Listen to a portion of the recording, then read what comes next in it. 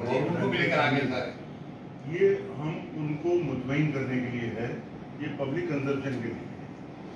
लेकिन अगर ये नहीं होगा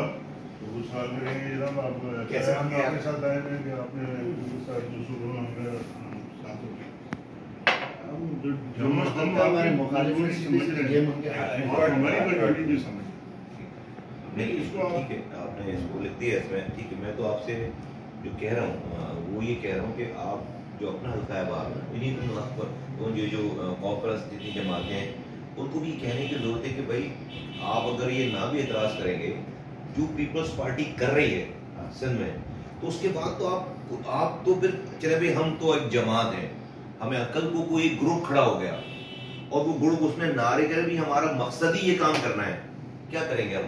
वो तो हमें भी हो सकता है कि कल लोग उनके पीछे लग गए, हो सकता है कल लोग उनके पीछे लग गए, हम अपनी सियासत करते रह गए। देखें ना, मतलब फिर हम अपना हिस्सा नहीं डालेंगे ना, जब हम अपना हिस्सा नहीं डालेंगे